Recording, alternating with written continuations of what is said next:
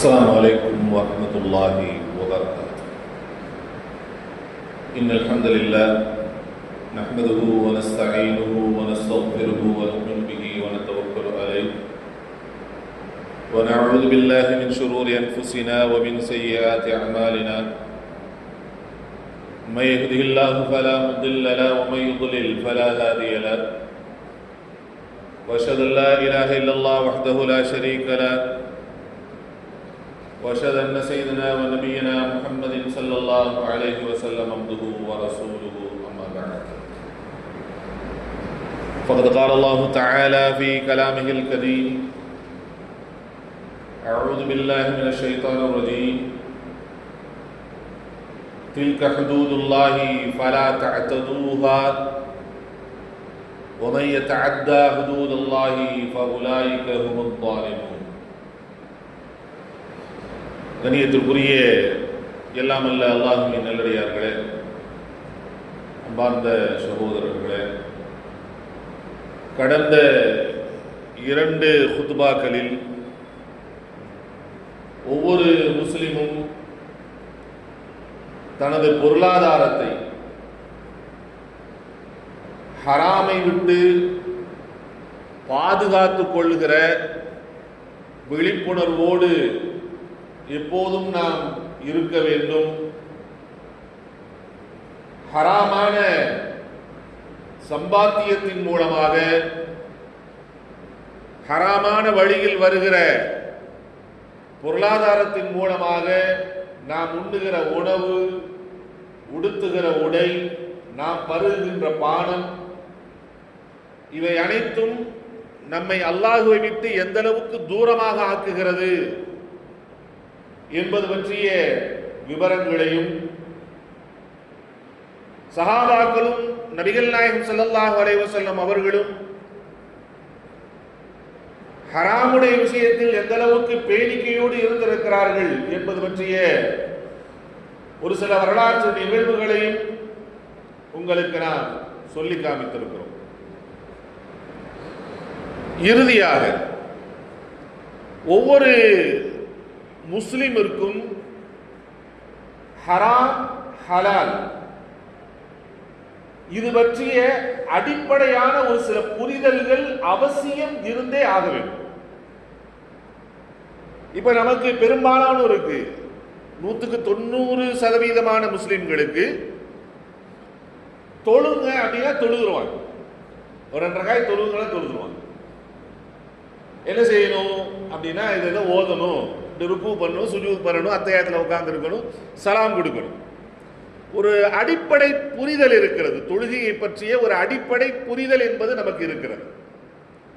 எனவே எந்த விதமான தயக்கமும் இல்லாமல் 2 ரக்காயத் தொழுகிறோம்னா தொழுதுருவோம், 3 ரக்காயத் எப்படி தொழுகிறோம்னா தொழுதுருவோம், 4 ரக்காயத் எப்படி தொழுகிறோம்னா தொழுதுருவோம். இமாம் ஜமாத்தோடு தொழுது கொண்டு இருக்கின்ற பொழுது 2 ரக்காயத்துகள் பிந்தி வந்தால் அந்த விடுபட்ட இந்த 2 ரக்காயத்துகளை நான் எப்படி நிறைவேற்ற வேண்டும் என்கிற அந்த புரிதல் இருக்கிறது. தொழுகையை பற்றிய ஒரு அடிப்படை புரிதல் என்பது நமக்கு இருக்கிறது. எனவே அதை நாம் சரியாக நிறைவேற்றுவதற்கு எந்த சந்தர்ப்பத்திலும் தயாராக இருக்கும். ஆனால் அதே ஒரு புரிதல் ஜகாத் சம்பந்தமா இருக்காது. ஏன்னா நாம ஏற்கனவே இதை பற்றி ஜகாத் சம்பந்தமா உங்கள்கிட்ட நான் பேசியிருக்கிறேன். ஏன்னா பெரும்பாலானோர் நம்ம என்ன நினைப்பில் வாழ்ந்து கொண்டிருக்கிறோம் என்றால், இன்னும் ஜகாத் எனக்கு கடமையாகவில்லை, அப்படிதான். அதெல்லாம் பெரிய பெரிய மில்லியனர்களுக்கு, நாம இன்னும் அந்த நிலைமைக்கே வரல அப்படிங்கிற அந்த சிந்தனையில் இருக்கிறதுனால ஜகாத் சம்பந்தமான விஷயங்களை, அடிப்படை விஷயங்களை புரிவதற்கு கூட தயாராக நாம் இல்லை. இன்னொரு பயமும் இருக்குது, புரிஞ்சுட்டா ஜகாத்து கொடுக்குற மாதிரி ஆயிருமோ அப்படிங்கிறதுனால அந்த பக்கமே போறதே கிடையாது, அந்த கதவை திறக்கிறதே இல்லை. ஜகாத்து கொடுங்கன்னு சரி கொடுப்போம், பள்ளியாசல் இருந்து சொன்னாங்கன்னா வாளியில் ஒரு 5 10 ஒரு 100 1000 போட்டு விட்டு அந்த வேலை புரிஞ்சிடும் அப்படிங்கிற இந்த நிலைமையில் தான் பெரும்பாலானவருடைய நிலைமை இருக்கிறது. எனவே ஜகாத்தை பற்றி ஒரு அடிப்படை புரிதல் நமக்கு இருக்கணுங்கிறதுக்காக வேண்டி நான் ஜகாத் சம்பந்தமாகவே கிட்டத்தட்ட 3 வாரங்கள் நான் பேசியிருக்கிறேன்.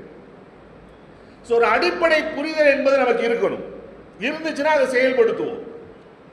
தொழுகையை பற்றி ஒரு அடிப்படை புரிதல் இருக்கிறது. எனவே அதை நாம் செயல்படுத்தி கொண்டிருக்கிறோம்.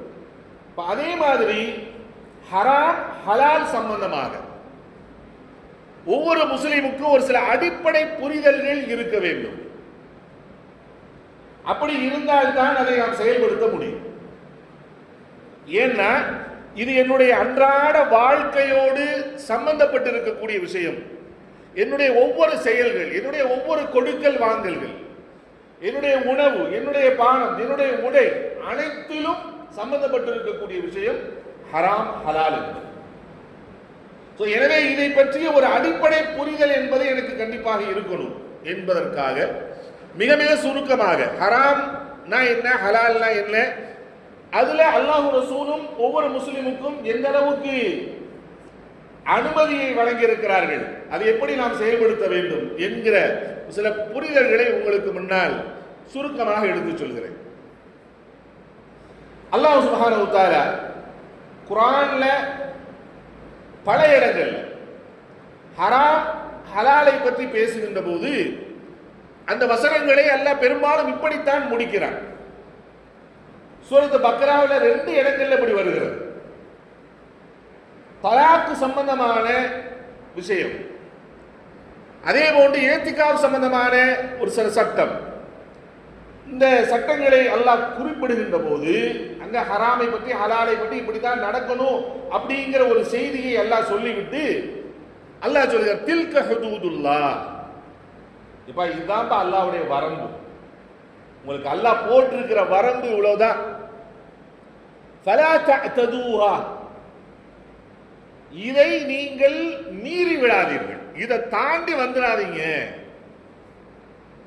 وَمَن يَتَعَدَّى حُدُودَ اللَّهِ, யார் அவ்வாறு அல்லாஹ்வினுடைய வரம்பை மீறுகிறாரோ, அதை தாண்டி போகணும்னு நினைக்கிறாரோ, فَأُولَٰئِكَ هُمُ الظَّالِمُونَ, அவர்கள் நிச்சயமாக அநியாயக்காரர்கள் என்று அல்லாஹ் குறிப்பிடுகிறார்.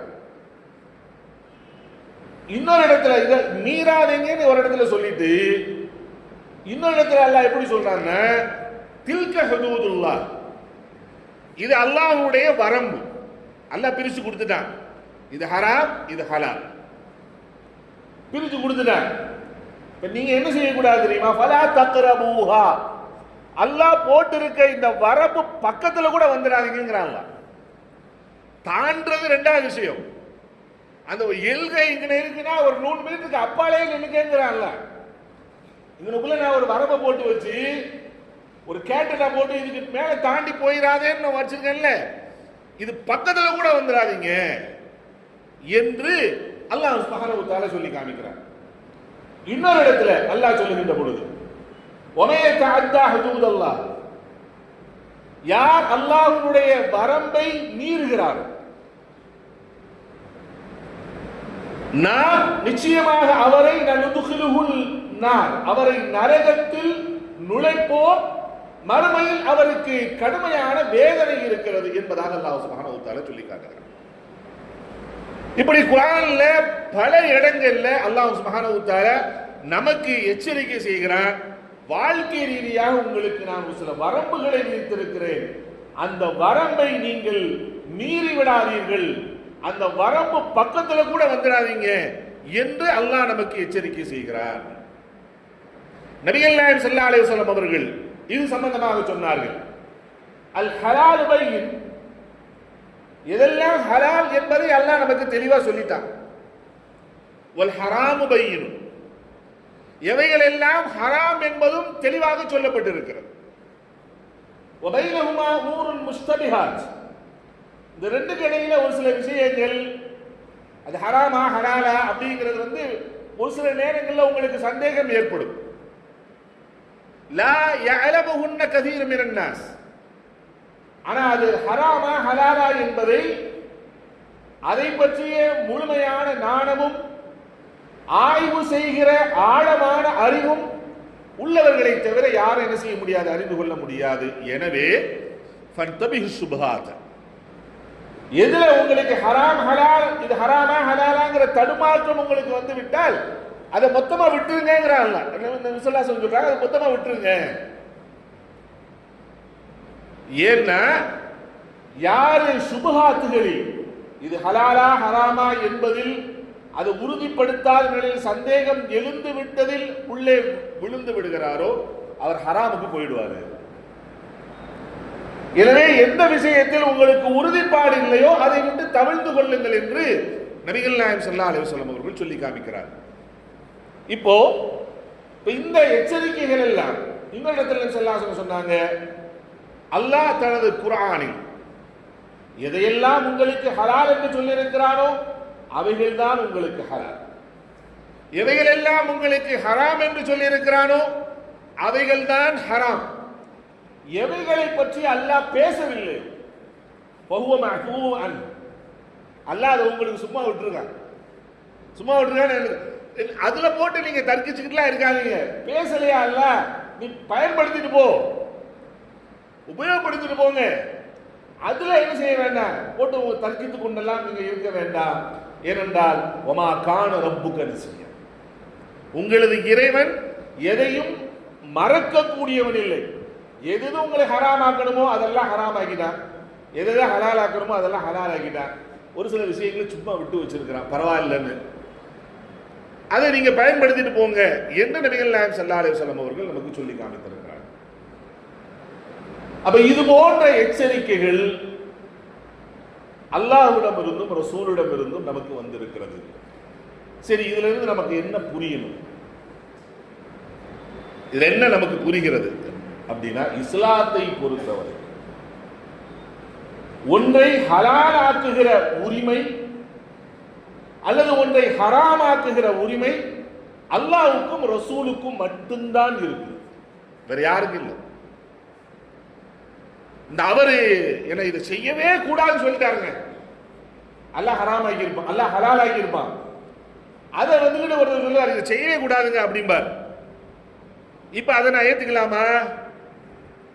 அல்லாஹ் ஹலாலாக ஆக்கியிருந்தால் ஹலால், அல்லாஹ் ஹராமாக ஆக்கியிருந்தால் ஹராம். அப்ப இந்த உரிமை வேற யாருக்கும் இல்லை. அப்ப ஒருத்தர் வந்து ஒரு செய்தியை நம்ம இடத்துல இது ஹலாலுங்கிறார், மாக்கறதுல கூடும் அப்படிங்கிறார். உடனே நான் அப்படியாங்க சார் கூடுமா அப்படின்னு கூடுன்னு தலையாடிட்டு போயிடக்கூடாது. கூடுன்னா இது யார் சொல்லியிருக்கா? அல்லாஹ் சொல்லியிருக்கிறானா இது கூடுன்னு? அல்ல நபி ஸல்லல்லாஹு அலைஹி வஸல்லம் அவர்கள் இதை கூடும் என்று அனுமதித்திருக்கிறார்களா அப்படிங்கிற அடுத்த கொஸ்டின் நம்மகிட்ட வரணும். இந்த விழிப்புணர்வு இருக்க வேண்டும். ஏனென்று சொன்னால் யூதர்களை பற்றி அல்லாஹ் சுப்ஹானஹு வ தஆலா சொல்லுகின்ற பொழுது யூத பாதிரிமார்களை அந்த யூதர்கள் தங்களுடைய ரப்புகளாக ஆக்கி கொண்டார்கள், தங்களுடைய கடவுள்களாக ஆக்கி கொண்டார்கள் என்று அல்லாஹ் குறிப்பிடுகிறார்.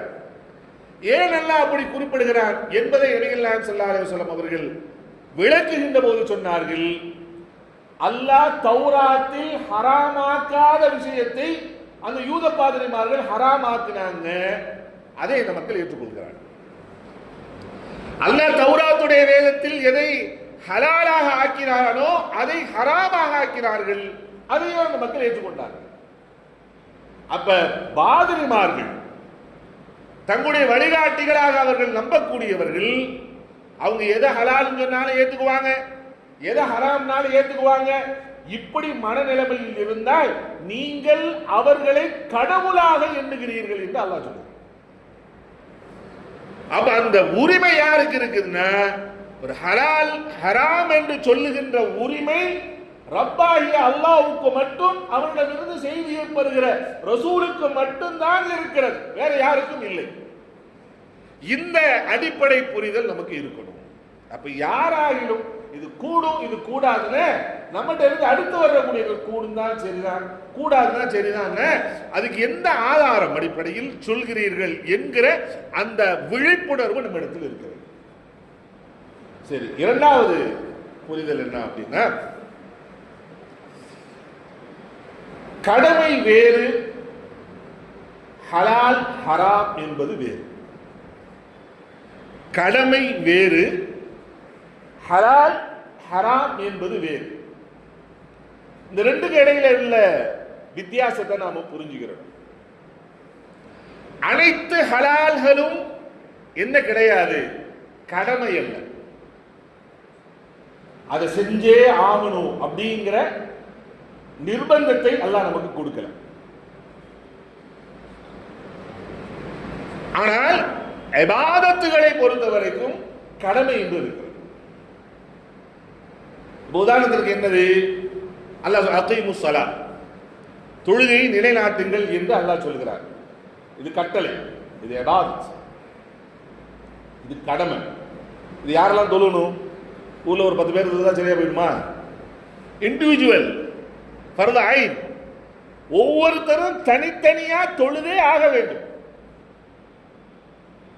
இந்த தொழுகையில ஒரு சில அட்ஜஸ்ட்மெண்ட்கள் எல்லாம் கொடுத்திருக்காங்க, அது வேறு. ஆனா தொழுதே ஆகணும். நோன்பு வைக்க சொல்றான், இது என்னது? கடமை, கட்டாயம் செஞ்சே ஆகணும். ரமதான் மாசம் வந்துருச்சுன்னு யாரெல்லாம் வாலிப பருவத்தை அடைந்திருக்கிறார்கள் அவர்கள் ஆண்கள் பெண்கள் என எல்லோரும் கண்டிப்பாக நோன்பு வைத்தே ஆக வேண்டும். ஜகாத்து கொடுங்கிறான். யாரெல்லாம் ஜகாத்துடைய நிசாபை அடைந்திருக்கிறார்களோ, அளவை அடைந்திருக்கிறார்களோ, அவர்கள் அனைவர்களும் கண்டிப்பாக ஜகாத்தை கொடுத்தே ஆக வேண்டும். இது கடமை. ஆனா ஹலால் இருக்கா இல்லையா? இந்த ஹலால் எல்லாமே என்ன கிடையாது? கடமை கிடையாது, அது ஒரு அனுமதி. இதை நம்ம இலகுவா விளைவிக்கிறது மாதிரி இருந்தா நம்ம எல்லாத்துக்கும் புரிகிறது மாதிரியான ஒரு உதாரணம் என்ன அப்படின்னா, அல்லாஹ் திருமணத்தை பற்றி சொல்லுகின்ற பொழுது சூரத்து நிசால ஃபன்கிஹு மா காபலக்கும் மினன் நிசாஇ மஸ்னா வ சுலாஸா வ ருபா, உங்களது மனதிற்கு பிடித்த பெண்களை நீங்கள் 2-2ஆகவோ 3-3ஆகவோ 4-4ஆகவோ திருமணம் முடித்துக் கொள்ளுங்கள் அப்படின்னு அல்லாஹ் சொல்றான். இப்ப என்ன இதுல அனுமதி கொடுக்கிறாங்கல்ல? ஒரு முஸ்லிமான ஆண் ஒரே நேரத்தில் 4 திருமணம் வரைக்கும் முடிச்சுக்கலாம் அப்படிங்கிறது அனுமதி. இது என்ன கிடையாது? கடமை இல்லை. என்ன கடமை இல்லை? முஸ்லிமா இருந்தா அவர் கண்டிப்பா 4 திருமணம் முடிச்சே ஆகணும் அப்படிங்கிற கடமை இருக்கா? கடமையில இல்லை. யாருக்கு அந்த தேவை இருக்கிறதோ, யாருக்கு அந்த சக்தி இருக்கிறதோ, யார் அந்த விஷயத்துல நியாயமா நடந்து கொள்றதுக்குள்ள திறமைகள் இருக்கிறதோ அவர்கள் திருமணம் முடித்துக் கொள்ளலாம். ஒருத்தர் ஒன்னை கொண்டே போதுமாகிக்கிட்டா அல்ஹம்துலில்லாஹ், அல்லாஹ் எனக்கு கொடுத்த ஒண்ணு அல்ஹம்துலில்லாஹ் எல்லாமே நல்லா இருக்கு அப்படின்னா அவர் அதை கொண்டு போதுமாக்கி கொண்டா இல்ல. பார்த்தீங்களா, அல்லாஹ் 4 முடிக்க சொல்லியிருக்கான், ஒரு 1 தான் முடிச்சிருக்கிறார். அல்லாஹ் நம்மளை குற்றம் பிடிப்பானா? குற்றம் தான் பிடிக்க. ஹலாலை பயன்படுத்துவது அனுமதிக்கப்பட்டிருக்கிறது. அது என்ன கிடையாது? என்ன கிடையாது? கடமை இல்லை. அல்லாஹ் சுப்ஹானஹு வ தஆலா ஒரு சில உணவுப் பொருட்களை சாப்பிடுவதற்கு அனுமதி கொடுத்திருக்கிறார். ஒரு சிலருக்கு பிடிக்காது. அவங்க என்ன செஞ்சுக்குவாங்க? அதை விட்டு தவிர்த்து கொள்வார்கள். உடனே பாய் அல்லாஹ் ஹலால் ஆக்கியிருக்கா, நீங்க சாப்பிடாம இருக்கீங்களே பாய் அப்படின்னு அவரை போய் குற்றம் பிடிக்கலாமா? அப்படின்னா குற்றம்லாம் பிடிக்கக்கூடாது. ஒரு முறை நபிகள் நாயகம் ஸல்லல்லாஹு அலைஹி வஸல்லம் அவர்கள் ஒரு வீட்டுக்கு விருந்துக்கு போயிருந்தாங்க. அப்ப வீட்டுக்கு விருந்துக்கு போயிருந்தப்ப அங்க என்ன செய்யப்பட்டது? இறைச்சி பரிமாறப்பட்டது. அப்ப நபி ஸல்லல்லாஹு அலைஹி வஸல்லம் அவங்களுக்கு முன்பாக அந்த இறைச்சி வைக்கப்பட்ட உடனே எல்லாத்துக்கும் வச்சாங்க. பக்கத்துல காலித் ரலியல்லாஹு தஆலா அவங்க இருந்தாங்க. அப்ப இது என்ன இறைச்சின்னு ஒரு வித்தியாசமா இருந்தது. என்ன இறைச்சின்னு கேட்டாங்க. அப்ப சொல்லப்பட்டது இது உடும்பு இறைச்சி என்று சொன்னாங்க, வப் என்று சொன்னாங்க. உடனே நபி ஸல்லல்லாஹு அலைஹி வஸல்லம் அவர்கள் அந்த தட்டை அப்படி விலக்கி வச்சுட்டாங்க. தட்டை அப்படி விலக்கி வச்சுட்டாங்க. இப்போ பக்கத்தில் இருந்த காலித் ரலியல்லாஹு தஆலா கேட்டாங்க, ஐயா ஹராமுங்க யா ரசூலுல்லாஹ், நபியே இது என்ன ஹராமா? எல்லாத்துக்கும் வச்சிருக்காங்க, நீங்க உங்களுக்கு வச்சாங்க, நீங்க வாட்டி தள்ளி வைக்கிறீங்களே, இது ஹராமா என்று கேட்டார்கள். அப்ப நபி ஸல்லல்லாஹு அலைஹி சொன்னாங்க, இது ஹராமலா இல்லை, இது ஹராமலா இல்லை, எனக்கு பிடிக்கல, அது இப்போதைக்கு அதை சாப்பிடுறதுக்கு எனக்கு பிடிக்கல அப்படின்னு உடனே அப்ப அது அனுமதி தானே அப்படின்னு கேட்டார். அனுமதி தானே என்று சொன்னார். அப்படி என்றால் காலித் உங்களுக்குள்ளதையும் சேர்த்து சாப்பிடுவார் அப்படின்னு செஞ்சாங்க. காலித் ரலியல்லாஹு தஆலா நபிக்கு வச்ச அந்த பிளேட்டை எடுத்து அவங்க சாப்பிட்டாங்க. இது என்னது? அனுமதி அளிக்கப்பட்டிருக்கிறது. இந்த நேரத்தில் நபி ஸல்லல்லாஹு என்ன செய்யறாங்க? தனக்கு பிடிக்கல என்று ஒதுங்கி கொண்டார்கள். அப்போ ஒரு ஹலாலான ஒரு விஷயத்தை ஒரு முஸ்லிம் அவருக்கு பிடிக்காத பட்சத்தில் அதை விட்டு அவர் ஒதுங்கிக் கொள்ளுதல், தனிப்பட்ட முறையில் ஒதுங்கிக் கொள்ளு, பொதுவாக்குறது அல்ல. எப்பா எனக்கு பிடிக்காதுப்பா, அதனால உங்க எல்லாருக்கும் யாருமே இதை சாப்பிடக்கூடாது அப்படின்ட்டு அது பொது விதியாக்க போகக்கூடாது. அவர் பொது விதியாக்குனாருன்னா என்ன நடக்கும்? அல்லாஹ்வை தாண்டி இவர் தனியாக என்ன செய்யறாரு? ஆர்டர் போடுறதா மாறி. அப்ப நபிகள் நாயகம் ஸல்லல்லாஹு அலைஹி வஸல்லம் அவர்கள் எனக்கு பிடிக்கவில்லை, நீங்கள் சாப்பிடுங்க அனுமதி கொடுத்தாங்கல்ல.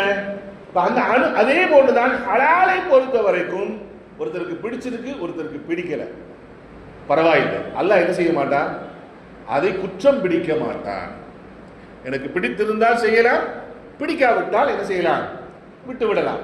எனக்கு 4 திருமணத்துடைய தேவை இருந்தால் நான் முடித்துக் கொள்ளலாம், இல்லாவிட்டால் ஒன்றை கொண்டு போதுமாக்கிக் கொள்ளலாம். இப்ப இது ஹலாலை பொறுத்த வரைக்கும் இந்த விஷயத்தில் இப்படி ஒரு அனுமதி இருக்கிறது. அதே நேரத்தில் அல்லாஹ் பிடிக்கல ஒதுங்கிக் கொள்ளுதல் என்பது வேறு. அல்லாஹ் ஹலாலான ஆக்கியதை ஒருவர் தன் மீது ஹராமாக ஆக்குகிறார். நான் இனிமே இதை சாப்பிடவே மாட்டேன், அல்லாஹ் மேல சத்தியமா சாப்பிடவே மாட்டேன் என்று ஒருத்தர் ஹராமாக ஆக்கிக் கொள்வதற்கு இடம் இருக்கிறதா என்று சொன்னால் அதற்கு இடம் இல்லை. உனக்கு பிடிக்காட்டி ஒதுங்கிக்க, உன் நஃப்ஸ் மேல என்ன செய்யாத, ஹராமாக ஆக்காத. ஏனென்றால் நபியையே இந்த விஷயத்தில் அல்லாஹ் தண்டித்திருக்கிறார். ஒருமுறை நபிகள் நாயகம் ஸல்லல்லாஹு அலைஹி வஸல்லம் அவர்கள் மனைவியர்களுடைய ஒரு சிலருடைய பேச்சை கேட்டு என்ன பண்ணாங்க அப்படின்னா, ஒரு நீண்ட சம்பவம். இனிமே நான் என்ன செய்ய மாட்டேன், அசில் தேனை நான் சாப்பிடவே மாட்டேன் என்று அல்லாஹ் மேல சத்தியம் பண்ணி தன் மீது ஹராமாக ஆக்கி கொண்டார். அல்லாஹ் அடுத்த நிமிஷம் வசனத்தை இறக்குகிறான், யா அய்யுஹன் நபி லிம துஹர்ரிமு மா அஹல்லல்லாஹு லக். அல்லாஹ் உங்களுக்கு ஹலாலாக ஆக்கியதை நீங்க ஏன் ஹராம் ஆக்குறீங்க? உங்களுக்கு யார் அந்த உரிமையை கொடுத்தது? பிடிக்காட்டி ஒதுங்கிங்க. ஏனே அதை ஹராமாக்குகிறேன் என்று நீங்கள் ஹராமாக்கி கொள்ளக்கூடாது, அது தடை செய்யப்பட்டிருக்கிறது என்று அல்லாஹ் நபியை கடிந்து கொண்டார். 3 சஹாபாக்கள் ஸல்லல்லாஹு அலைஹி வஸல்லம் அவருடைய மனைவியருடைய வீட்டுக்கு வருகிறார்கள். வந்து நபியினுடைய இபாதத்தை பற்றி கேட்கிறார்கள். இபாதத்தை பற்றி கேட்டால் அவங்களுக்கு என்னமோ அது குறைவா இருக்கிற மாதிரி தெரிஞ்சு, பெரிய அளவில் நபி ஸல்லல்லாஹு அலைஹி வஸல்லம் வீட்டில் ஒன்றும் அமல் செய்யறது மாதிரி அவங்களுக்கு ஒன்றும் தெரியல. இப்போ அவங்களுக்குள்ள என்ன பேசிக்கிட்டாங்கன்னா, அவங்க நபி, அவங்க கொஞ்சம் அமல் செஞ்சாலே போதுமானது, நாம அப்படியெல்லாம் செஞ்சா பார்த்தா நாம நிறைய அமல் செய்யணுமா இல்லையா, அப்பதான் அல்லாஹ்வுடைய திருப்தி கிடைக்கும் அப்படின்ட்டு ஒருத்தர் என்ன பண்றார் அப்படின்னா, தன் மீது இனி காலமெல்லாம் பகலில் நான் நோன்பு வைப்பேன், உணவை ஹராமாக்கி சாப்பிட மாட்டேன், காலையில் காலம்பூரா நோன்பு வைப்பேன், சத்தியம் செய்து கொள்கிறார். ஒருத்தர் லம் அத்தஸவ்வஜு நிஸா, நான் திருமணமே முடிக்க மாட்டேன் என்று சத்தியமிட்டுக் கொள்கிறார். ஒருத்தர் இரவு நேரத்தில் நான் தூங்கவே மாட்டேன் என்று சத்தியமிட்டுக் கொள்கிறார். சத்தியமிட்டு போயிடுறாங்க. நபி ஸல்லல்லாஹு அலைஹி வஸல்லம் வந்த உடனே ஆயிஷா ரலியல்லாஹு தஆலா சொல்றாங்க, யார சொல்ல இப்படி வந்தாங்க, இப்படி சொல்லிட்டு போயிருக்காங்க. உடனே நபி ஸல்லல்லாஹு அலைஹி வஸல்லம் விறுவிறுன்னு என்ன செய்றாங்க, பள்ளிவாசலுக்கு போறாங்க. அங்க 3 பேர் உட்கார்ந்து இருந்தார்கள். அவர்களை பார்த்து நபி ஸல்லல்லாஹு அலைஹி வஸல்லம் கேட்டாங்க, ஆன்துமுல்லதி குல்தும் கதா வ கதா, இப்படி இப்படி எல்லாம் சொன்னது நீங்க தானப்பா அப்படின்னு கேட்டாங்க. ஆமா என்று சொன்னார். நபி ஸல்லல்லாஹு அலைஹி வஸல்லம் சொன்னாங்க, இன்னி அக்ஷாக்கும் அத்துகாக்கும் இல்லா, உங்களிலேயே நான் அதிகமாக அல்லாஹ்வை அஞ்சக்கூடியவன் நான் தான். நான் எப்படி இருக்கிறேன் தெரியுமா? நான் திருமணம் முடித்திருக்கவும் செய்கிறேன், பெண்களை விட்டு தவிழ்ந்திருந்து நான் நோன்பு வைக்கவும் செய்கிறேன், நோன்பு வைக்காமலும் இருக்கேன், இரவு நேரம் தூங்கவும் செய்கிறேன், தொழுகவும் செய்கிறேன். ஹாதிஹி சுன்னதி, இதுதான் எனது வழிமுறை. வமன் ரகிப அன் சுன்னதி ஃபலைஸ மின்னி, யார் என் சுன்னத்தை புறக்கணிக்கிறாரோ அவர் என்னை சார்ந்தவர் இல்லை என்று நபி ஸல்லல்லாஹு அலைஹி வஸல்லம் சொல்றாங்க. இப்போ இங்க என்னன்னா, ஹலாலை பயன்படுத்திக் கொள்ளலாம். பயன்படுத்துவதற்கு நமக்கு மனசில்லாவிட்டால், விருப்பம் இல்லாவிட்டால் விலகிக் கொள்ளலாம்.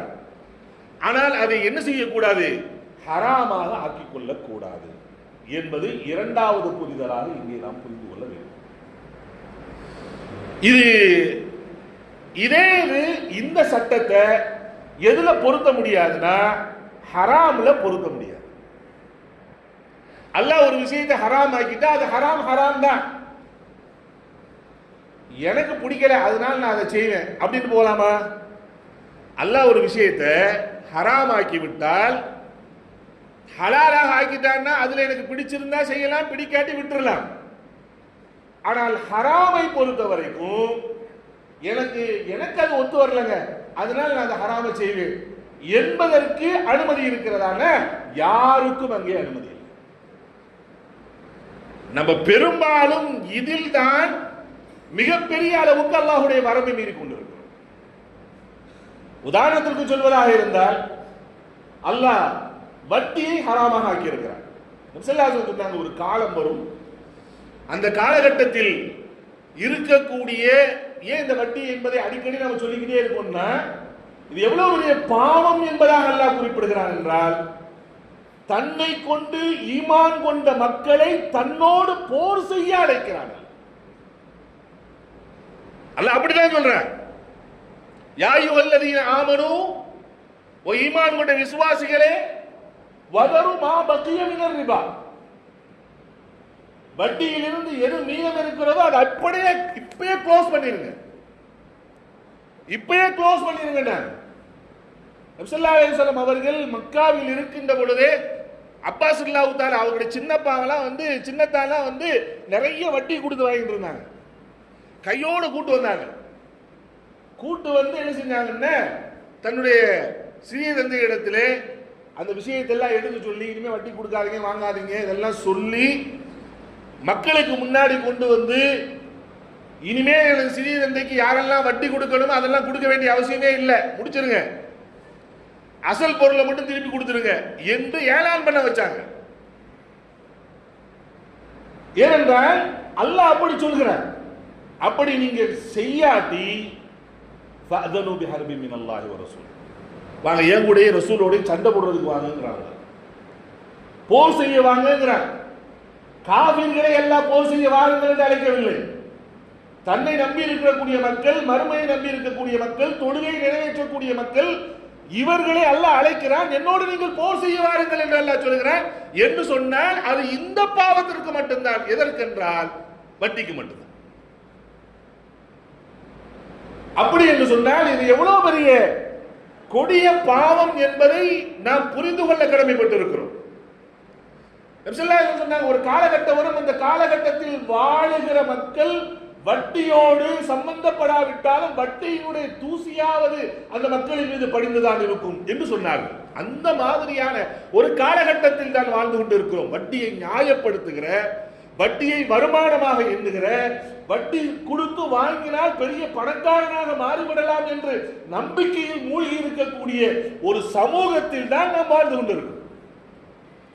அது பாவம் என்றோ அல்லாஹ்வுக்கு கோபத்தை தரக்கூடிய ஒரு காரியம் என்றோ, அல்லாஹ்வுக்கு மிகப்பெரிய அளவில் அல்லாஹ்வுக்கு நம்மை தூரமாக்குகின்ற காரியம் என்றோ ஒரு அடிப்படை விழிப்புணர்வு கூட இல்லாத ஒரு சூழல் முஸ்லிம்களுக்கு மத்தியில் மிக பெரும் அளவில் பரவி இருப்பது ஆச்சரியமான விஷயம். ஸல்லல்லாஹு சொன்ன அந்த காலத்தில் வாழ்கிறோம். இப்ப வட்டி கொடுத்து வாங்குறது ஹராம். என்னெல்லாம் சொன்னாங்க? பெரும்பாலும் நம்ம என்ன நினைக்கிறோம்னா இந்த வட்டி கொடுக்குறாங்கல்ல அவங்கள தான் அல்லாஹ் பிடிப்பான், வாங்குறவங்கள பிடிக்க மாட்டான் நினைச்சிட்டு இருக்கோம். இவன் கஷ்டத்துல தானே போய் வாங்குறாரு, இவர் தேவையானதை போய் வாங்குறாரு, இவர் எதுக்கு அல்லாஹ் பிடிக்க போறான்? அப்படியே சொன்னாங்க. ரெண்டு ஹதீஸ் வருகிறது. ஒரு ஹதீஸ்ல லஅன ரசூலுல்லாஹ், நபி ஸல்லல்லாஹு அலைஹி வஸல்லம் அவர்கள் சபித்திருக்கிறார்கள் என்று வருகிறது. இன்னொரு ஹதீஸ்ல லஅன அல்லாஹ், அல்லாஹ் சபித்திருக்கிறார் என்று வருகிறது. என்ன வருது? லஅன அல்லாஹ், லஅன ரசூலுல்லாஹ், அல்லாஹ் சபித்திருக்கிறார், ரசூலுல்லாஹி அலைஹி வஸல்லம் அவர்கள் சபித்திருக்கிறார்கள். ஆக்கிலர் ரிபா வ மூக்கிலஹு, வட்டியை உண்பவனும் உண்ண கொடுப்பவனும். வட்டியை உண்பவர்னா யாரு? வட்டி கொடுக்கிறவர். உண்ண கொடுப்பவர்னா யாரு? உன்கிட்ட இருந்து 1 லட்சம் ரூபாய் வாங்கிடுவேன், மாசம் மாசம் உனக்கு 3000 ரூபாய் கொடுப்பேன், இந்த வட்டி காசு கொடுத்து அவர் உண்ண வைக்கிறார், வாங்கக்கூடியவர். வகாத்திபஹு, இந்த 2 பேர் மட்டுமல்ல, இத அக்ரிமெண்ட் போட்டு கொடுக்கிறார்ல, அக்ரிமெண்ட் போட்டு கொடுக்கறாங்களா இல்லையா? அந்த அக்ரிமெண்ட் போட்டு கொடுக்கக்கூடிய எழுத்தாளரும் கணக்காளரும், வசாஹிதைஹி, அந்த அக்ரிமெண்ட்ல சாட்சியாளர்களாக யார் சைன் பண்றாங்களோ அந்த 2 பேர், ஆக மொத்தம் இந்த 4 பேரையும் அல்லாஹ்வும் ரசூலும் சபிக்கின்றார்கள். 5 பேர், கொடுப்பவர், வாங்குபவர், எழுதுபவர், சாட்சியாக இருக்கக்கூடிய இந்த 2 பேர். நபி ஸல்லல்லாஹு சொன்னாங்க, குல்லுஹும் சவா, இவர்கள் இந்த பாவத்தில் எல்லோரும் ஒரே போன்ற அளவுக்கு பாவத்தை பெறக்கூடியவர்கள் சொன்னார். இப்ப வட்டி கொடுக்கிறவங்க மட்டும் இல்ல, வட்டிக்கு வாங்குறவருக்கும் அந்த பாவம் இருக்கிறது. இப்ப நாம பெரும்பாலும் என்ன அப்படின்னா இதுல அட்ஜஸ்ட்மெண்ட் எதிர்பார்க்கிறோம். ஹலால்ல முடிஞ்சா செய்யலாம், இல்லாட்டி விட்டுடலாம். ஆனால் ஹராமை பொறுத்த வரைக்கும் முடிஞ்சா பின்பற்றலாம், இல்லாவிட்டால் தவறி போகலாம் என்பதற்கு அங்கே அனுமதி இல்லை. ஹராம் ஹராம் தான். நான் என்ன செய்யறேன், எனக்கு ஒரு தேவைப்படுதா, 1 லட்சம் ரூபாய் தேவைப்படுதா, உடனே என்ன பண்றோம் அப்படின்னா வீட்டுல ஒரு 4 பவுன் இருக்கா எடுத்து கொண்டு போய் என்ன செஞ்சிருவோம், பேங்க்ல வச்சிருவோம். குறைஞ்ச வட்டியா கிடைக்கும். இந்த இந்த இந்த நிலைமைக்கு நாம் வந்து உடனே அடுத்த நிமிடம் எனக்கு தேவை என்று ஏற்பட்டு விட்டால் வீட்டுல என்ன தங்கம் இருக்கு எடுத்துக்கொண்டு போய் எந்த பேங்க்ல வச்சா விவசாய வட்டிக்கு வச்சோம்னா எந்த அளவுக்கு குறைச்சி 8.5ல கொடுப்பானா, கனடால கொடுப்பானா, எஸ்பிஐல கொடுப்பானா, ஐசிஐசில கொடுப்பானா, ஹெச்டிஎஃப்சில கொடுப்பானா, எதுல குறைவா கொடுப்பான் அதை மட்டும் வட்டி தான் வச்சுட்டு கொஞ்சம் கொஞ்சமா கொடுத்து நம்ம திருப்பிக்கலாம். இந்த இதுக்கு வருகிறோம். ஏன்னா நமக்கு தேவை பாய், யார்கிட்ட போய் கேட்கறது, யாருமே எனக்கு உதவி செய்ய மாட்டாங்க பாய், யாருமே உதவி செய்யல. ஏன் இருக்கிற நகையை விற்கிறதுக்கு வர மாட்டேங்கிறோம். நான் அங்கே சென்று கொடுத்தால் அல்லாஹ்வுக்கு பாவியாகி விடுவேன் என்கிற உணர்வு எனக்கு இருக்கு. அது வட்டி தான். அப்ப அந்த வட்டியை விட்டு தப்பிக்கணும்னா இருக்கிறத வித்துட்டாவது அந்த ஹராமை விட்டு நான் பாதுகாத்துக் கொள்வேன் என்கிற உணர்வு ஏன் நமக்கு வரம்பு இருக்கிறது. அல்லாஹ் வகுத்து வைத்திருக்கிற வரம்பை ரொம்ப இலகுவாக தாண்டுகிறோம். எதை கொண்டு? எனக்கு யாரும் உதவி செய்ய மாட்டாங்க, என் கையில ஒண்ணும் இல்லை, எனக்கு இது தவிர எதுவும் கிடையாது. எங்க இந்த காரணம் ஹலாலுக்கு செல்லுபடியாகும், ஹராமுக்கு செல்லுபடியாகாது. ஹராமுக்கு செல்லுபடியாகாது. வேற இல்ல, வேற வழியே இல்ல. இந்த அவர்கிட்ட போனா அந்த பாய் அந்த அவர்கிட்ட போனோம்னா கொடுப்பாரு, மாசம் மாசம் ஒரு 1000 ரூபாய் கொடுத்துக்கலாம். என்ன செய்வது? வேற என்ன செய்வது? நான் இவ்வளவு கஷ்டத்தில் இருக்கிறேன், நான் இதைத்தான் செஞ்சு ஆகணும் அப்படின்னு நம்முடைய நஃப்ஸுக்கு நாமே ஆறுதல் சொல்லிக் கொண்டு எதை தாண்டி கொண்டிருக்கிறோம் என்றால் அல்லாஹ் விதித்து வைத்திருக்கக்கூடிய வரம்பை ரொம்ப லேசா தாண்டோம். ஆனால் இந்த காரணங்கள் அல்லாஹ்விடத்தில் எடுபடுமா? ஹலாலுக்கு எடுபடும். எனக்கு இது முடியாது, எனக்கு இது பிடிக்காது, எனக்கு இதை செய்யறதுக்கு தேவையில்லை என்று நான் ஹலாலை விட்டு ஒதுங்கிக் கொள்ளலாம். ஆனால் ஹராமுக்கு ஒதுங்கிக் கொள்ள முடியும். ஹராம் ஹராம் தான். நாம பெரும்பாலும் என்ன செய்யறோம்னா இந்த விஷயங்களை இலகுவாக கையில் எடுக்கிறோம். ஒரு இடத்துல வட்டிக்கு வாங்குறது, அல்லது போய் நகையை கொண்டு போய் வச்சிடுறது, ஒரு அடமானங்கிற பேர்ல என்னத்தையாவது ஒரு பொருளை கொண்டு போய் வச்சுட்டு அதுக்கு மாசம் மாசம் நம்ம என்ன செய்யறது, ஒரு தொகையை கொடுக்கிறது. இப்படி எல்லாம் என்ன செய்கிறோம்னா வட்டியில் ரொம்ப சர்வசாதாரணமா அல்லாஹ்வுடைய ஹராமை மீறி கொண்டு தடுத்து வச்சிருக்கிறோம். இந்த ஹராம்ல இன்னும் பல விஷயங்கள் ஹராம் என்றே தெரியாமல் நாம் என்ன செஞ்சுட்டு இருக்கோம் அப்படின்னா அது ஹராமான வழியில் நாம் சம்பாதித்துக் கொண்டு இருக்கிறோம். எங்க ஒரு வீட்டுக்கு இல்ல வீட்டுல வாடகைக்கு இருக்கிறான், மாசம் மாசம் இவ்வளவு வாடகைங்க, 1 லட்சம் ரூபாய் அட்வான்ஸ், மாசம் 1000 ரூபாய் வாடகை, தாராளம் இருக்கிறான், அனுமதி இருக்கிறது, ஹலால். ஆனா நமக்கு என்ன தெரியுமா, நான் வீட்லயும் தங்கணும், நான் கொடுக்கிற காசும் போகக்கூடாது. அப்ப என்னதுக்கு போகணும்? என்னதுக்கு போகணுங்க? ஒத்திக்கு போங்க, லீசா ஒத்திக்கு போங்க. அப்ப என்னங்க 3 லட்சம் ரூபாய் வச்சுக்க, 5 லட்சம் ரூபாய் வச்சுக்கோங்க. ஆனா 5 வருஷம் கழித்து அந்த 5 லட்சம் ரூபாய் எனக்கு திரும்பி வந்துடும். அதனால 3 லட்சம் ரூபாய் கட்ட இடத்துல 5 லட்சம் ரூபாய் கொடுக்கறதுக்கு தயார். ஆனா மார்க்கெட் ரேட்ல அவர் தங்கி இருக்கிற வீட்டுக்கு மாசம் 5000 ரூபாய் வாடகை கொடுத்தாரு. 5 வருஷம் அவர் தங்கி இருந்தாருன்னா கிட்டத்தட்ட 2.5 லட்சம் ரூபாய், 2.25 லட்சம் ரூபாய்க்கு மேல இவருக்கு வருமானம். யாருக்கு வருமானம்?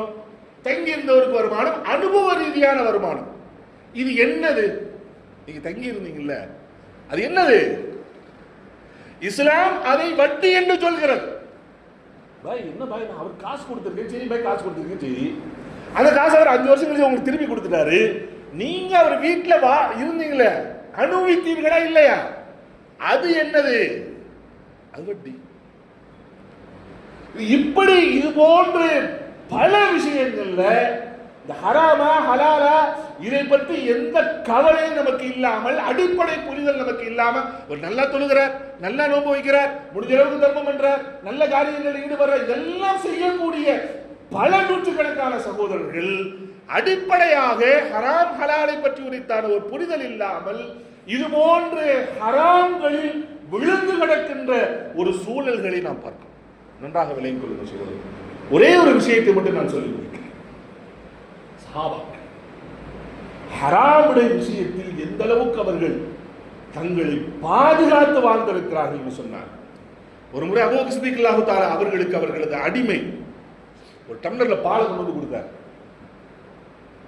வாங்கி குடிச்சிட்டாங்க. குடிச்சு முடிச்சதுக்கு பின்னாடி இந்த பால் எங்கிருந்து வந்தது என்று நீங்கள் கேட்கலையே அப்படின்றார் அந்த அடிமை. அவங்க அபூ சித்திக் தஆலா கேட்டாங்க, எங்கிருந்து வந்துச்சு? நான் இஸ்லாத்துக்கு வருவதற்கு முன்பாக குறி சொல்லக்கூடியவனாக இருந்தேன். நான் ஒருத்தர் குறி சொல்லி இருந்தேன், அது நடந்து போச்சா? அவர் இன்னைக்கு ஏதோ என்னை பார்த்தாரு, எனக்கு என்ன செஞ்சாரு? பரிசாக ஒரு இவ்வளவு பாலை கொடுத்துட்டு போனாரு, அதுல இருந்து உங்களுக்கு காட்சி கொடுத்தாரு.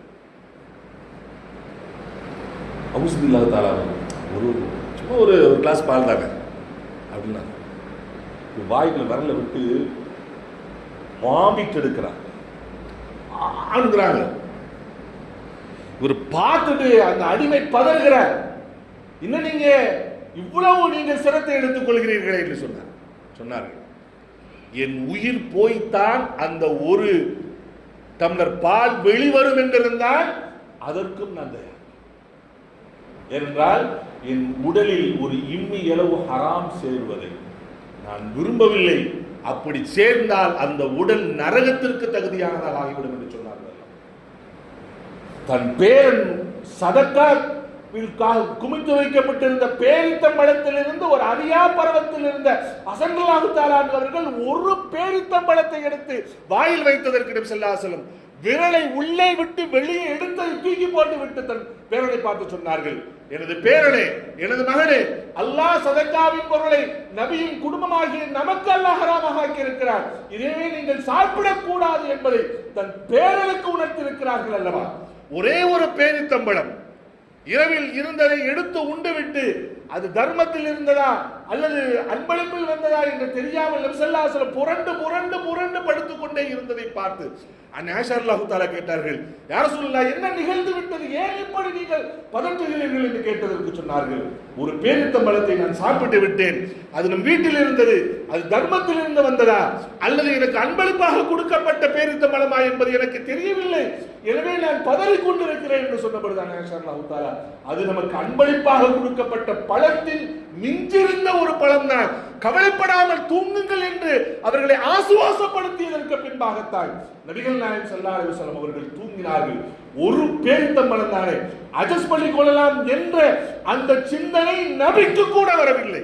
ஒரு பேரித்தம்பழம் தானே, சரியா பருவன் சாப்பிட்டு விட்டு போகட்டும் என்று நபிகள் நாயகம் ஸல்லல்லாஹு அலைஹி வஸல்லம் அவர்கள் நினைக்கவில்லை.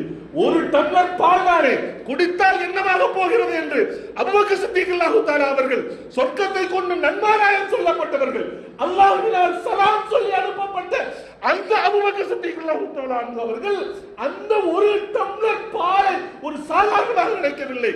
ஹராம் என்றால் ஹராம் தான், அது அளவு கூடட்டும் குறையட்டும், அல்லாஹ்வினால் தடுக்கப்பட்டது, எந்த ஒரு காரணத்தை கொண்டும் பயன்படுத்தக்கூடாது என்கிற உணர்வும் இறையச்சமும் அவர்களுக்கு இருந்ததன் விளைவுதான் அல்லாஹ்வினால் அவர்கள் பொருந்திக் கொள்ளப்பட்டிருக்கிறார்கள். அவர்களது வாழ்க்கைகள் பரக்கத் செய்யப்பட்டிருக்கிறது. என் அன்பான சகோதரர்களே, இஸ்லாமிய உம்மாவே, அல்லாஹ்வின் மீது நம்பிக்கை வையுங்கள். அல்லாஹ் சொன்னதில் தான் எனக்கு பரக்கத் இருக்கிறது, அல்லாஹ் சொன்னதில் தான் எனக்கு பரக்கத் இருக்கிறது என்பதை உறுதியாக நம்புங்கள். அல்லாஹ் பரக்கத் செய்வான், ஹலாலில் மட்டும்தான் பரக்கத் இருக்கிறது. அல்லாஹ் மிக தெளிவாக சூரத்துல் பக்கராவில் மிக தெளிவாக சொல்கிறான், அது வாங்கி போட்டு இங்கே வாங்கி போட்டு அங்கே வட்டிக்கு வாங்கி போட்டு என் வியாபாரத்தை நான் பெருசாக்கி விடலாம் என்று நான் நினைக்கிறேனே, ஆனால் அல்லாஹ் பரக்கத் செய்யக்கூடிய ரப்பு சொல்லுகிறான், நிச்சயமாக யம்ஹகுல்லாஹு ரிபா, வட்டி அது எந்த ரூபத்தில் இருந்தாலும் அதை அல்லாஹ் அழித்து விடுவான் என்றுதான் அல்லாஹ் சுப்ஹானஹு வ தஆலா சொல்லி இருக்கிறானே தவிர அதில் ஒரு அளவும் இம்மி அளவும் பரக்கத்து இருக்கவே இருக்காது என்பதை ஆழமாக நம்புங்கள். நபி ஸல்லல்லாஹு அலைஹி வஸல்லம் அவர்கள் அல்லாஹ்விடத்திலே அடிக்கடி கேட்டார்கள் அல்லவா, அல்லாஹும்ம க்ஃபினி பிஹலாலிக அன் ஹராமிக், இறைவா உன் ஹலாலை கொண்டு என்னை போதுமாக்கி விடு, ஹராமை விட்டு என்னை தடுத்து இருக்கிற ஹலாலை வைத்து நான் போதுமாக்கிக் கொள்கிற உணர்வை இறைவா எனக்கு கொடு, ஹராமை விட்டு என்னை என் குடும்பத்தையும் பாதுகாத்து கொடு. வகலினி ஃபضلிக அம்மன் சிவாக், உன்னை அல்லாத மற்றவர்களிடத்தில் தேவையாவதை விட்டு இறைவா என்னை நீ பாதுகாத்து விடுகிறது. நபி ஸல்லல்லாஹு அலைஹி வஸல்லம் அவர்கள் கேட்டதை போன்று அல்லாஹ்விடத்திலே அடிக்கடி கேட்போம், அழுது கேட்போம், இறைவா நான் தெரியாமல் செய்து விட்டேன், தெரியாமல் வட்டியில் ஈடுபட்டு விட்டேன், இனிமேல் நான் செய்ய மாட்டேன், தௌபா செய்கிறேன் என்று அல்லாஹ்விடத்திலே தௌபா செய்து விட்டு என்னுடைய பொருளாதாரம், என்னுடைய வருமானம், என்னுடைய கொடுக்கல் வாங்கல் எதிலும் ரிபா என்று அல்லாஹ் சொல்கிற வட்டியினுடைய எந்த சாயலும் இல்லாமல் என் சம்பாத்தியத்தை பரிபூர்ணமாக பரிசுத்தப்படுத்துவதற்கு இன்ஷா அல்லாஹ் முயற்சிகள் செய்வோம். அது குறைவான வருமானமாக இருந்தாலும் நிச்சயமாக அல்லாஹ் சுப்ஹானஹு வ தஆலா மிகப்பெரிய அளவில் பரக்கத் செய்வான். நம்முடைய குழந்தைகளுக்கு அதிலே அல்லாஹ் சுப்ஹானஹு வ தஆலா அபரிமிதமான பரக்கத்தை அல்லாஹ் சுப்ஹானஹு வ தஆலா கொடுப்பான். வாழ்க்கையில் சந்தோஷத்தையும் சுபிட்சத்தையும் நிம்மதியும் அல்லாஹ் சுப்ஹானஹு வ தஆலா கொடுப்பான் என்பதை புரிந்து ஹலால் ஒன்று மட்டும்தான் எனக்கு வாழ்க்கையின் வழிகாட்டி, அதைத்தான் நான் எல்லா விஷயத்திலும் பின்பற்றி நடப்பேன் என்கின்ற உறுதிப்பாட்டை எடுத்துக்கொள்வோம். அல்லாஹ் சுப்ஹானஹு வ தஆலா அந்த வாக்கியத்தை நம் அனைவருக்கும் தந்தருள்வானாக. வாஹிர் தஅவானா அல்ஹம்துலில்லாஹி ரப்பில் ஆலமீன். அஸ்ஸலாமு அலைக்கும் வரஹ்மத்துல்லாஹி வ பரகாத்துஹு.